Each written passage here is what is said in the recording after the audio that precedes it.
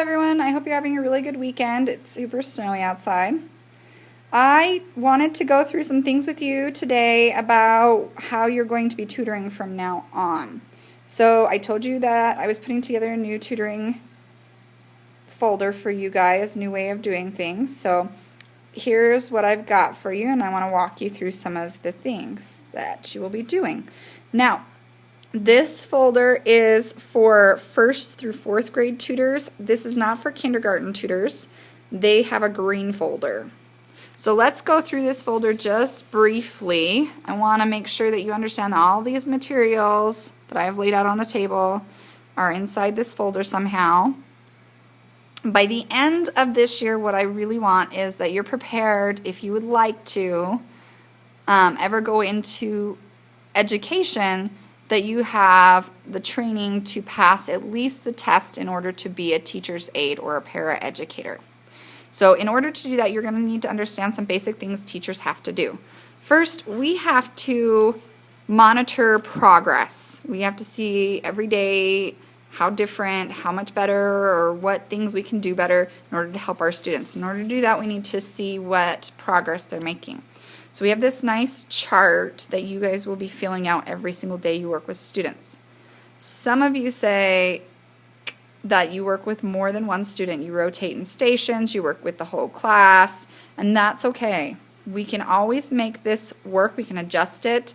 If you work with the entire class and you rotate out students, maybe you can pick one student to monitor. Or if you work with 2 students, we might need to cut down and only do 2 or 3 activities with them each day. So here's how this works, is you have 5 sections. You obviously put the student's name, and for each day you have a column that you have to fill out. Now, number 1 is word bank and sight words. This should take you about 3 to 4 minutes. Everyone should know what sight word lists look like. All right, this is list 2. All right, your students should still be working on these, moving up until they pass all the way off through the 6th list of words. You will complete that. As you can see, there's a place for you to write in the level. So if they are on the list number 2, that's where you'd write list number 2. Now, after you've finished that, you might also want to indicate how many words they got through. If they had trouble with any one particular word or several words, you could write down the number of that word so that you know where to start next time. Number 2 is a book walk. You're going to read a book with your student. Try to pick something new, not something they've done before, but you know what? Sometimes students like a particular book and would like to read it more than once. You will now have access to leveled readers. So this is a level C reader. This is all about penguins. I will have probably 2 or 3 different books for each level. Now it's kind of hard sometimes to figure out what level you are. That is why on the side of your folder you have a couple of different things to help you out and identify. So we have these levels A through Z. So we're looking at a level C book. We know that's a kindergarten 1st grade level book. We know this. We can kind of figure out based on the sight word list they're on. See how it has the levels listed? You can go from the top level down. You can also look at what grade they're in to see. And then this chart down here gives you the grade level, then the book level, and usually about the words correct per minute that they can read. Okay, so that can help you out trying to figure out where to start with them. Sometimes they're not going to like the book. See if they can get through it. So you do a book walk with the pictures, ask them what they know about penguins, then go ahead and have them read the book. See, this one's pretty simple. So this is just at the very beginning of 1st grade. They should be able to read something like this. Okay, they get pretty stuck, and that's okay. So I have some that are nonfiction and some that are fiction. And I will have all the way through level C eventually. Right now I only have through level T because that's all the way through 4th grade. So you're going to read that with them. Please make a comment on whether or not it was a good book, what book you read, how they did. A lot of people will just put the title of the book and, they read well, they liked it, thumbs up, whatever. Comprehension.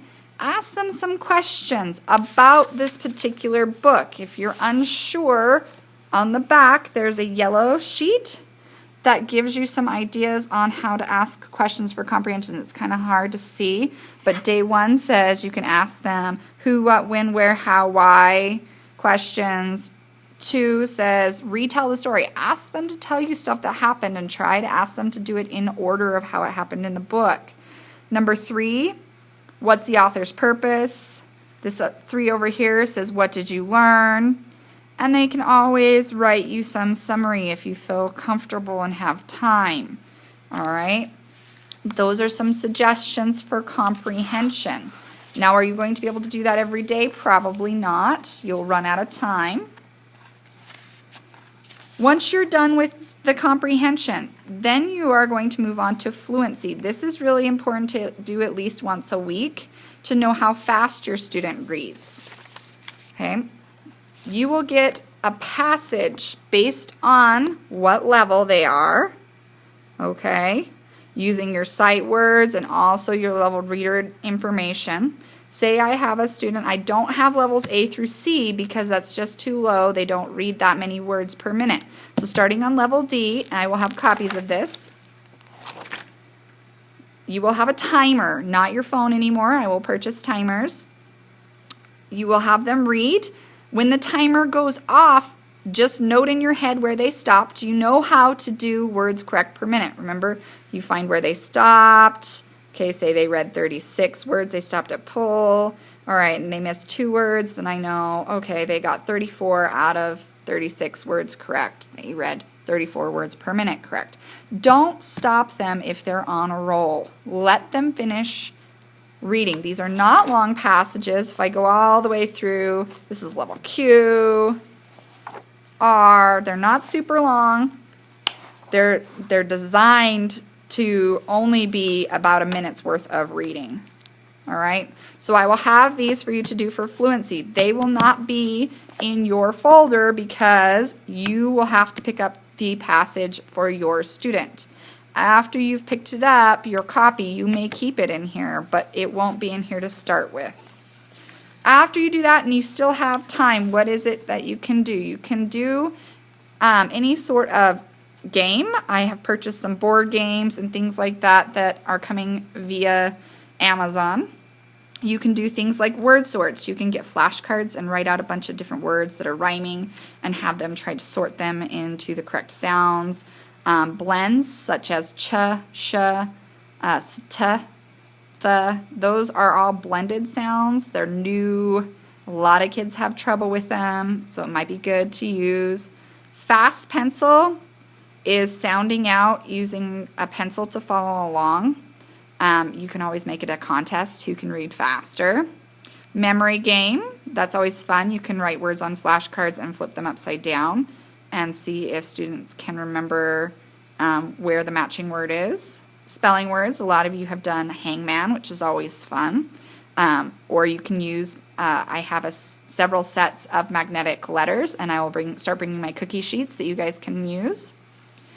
But make sure that you make a comment if you complete each of those. So you have enough to do 6 days, all right? So you're going to be recording their level, what book they did, how well they did on comprehension, fluency, their words correct per minute, and then whether or not you did a game. So it's a little bit more structured.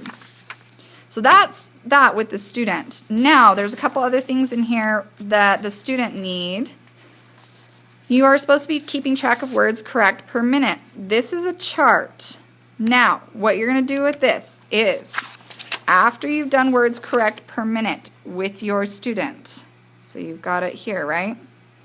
On the second day of the week, you're going to come over here and you will have the student actually color in the boxes for the week. Say they read 40 correct words, then you'd have them fill this in. Now, if your student is not reading 30 correct words yet, don't show them this. Don't have them fill it out.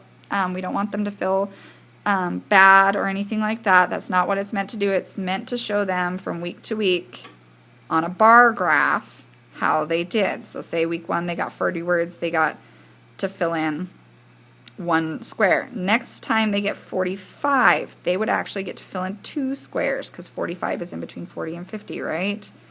So they'd see that they went up. Now if they go down, it's still good for them to see it, all right? And it may be that they started reading a harder book. You never know. So this is once per week. Now, I also have included new journal entries for the remaining 6 weeks of tutoring. We only have 6 weeks of tutoring left because we do not tutor after spring break. So the first one is pink, the second one's more of like a light tan, and the third one is a pink, or a purple color. So they are the same exact questions for everyone. What did you work on today with your student or class? What did the teacher or you teach today? What did your student or class struggle with? What are you going to focus on with your student or class to help them? What new strategies or ideas are necessary for you to help your students or class? So what are you going to focus on? You're going to figure out pretty quick what students struggle with, and you're going to be able to say, okay, next time I'm going to go with the CH sound. All right? Now, if you're working with a whole class, you're going to still be able to understand what the teacher can see. If you see it, the teacher sees it. All right? So if you have any questions, please let me know. Remember, these folders stay with me. You don't take them home. So then at the end of the week, I will look to see if you made any progress.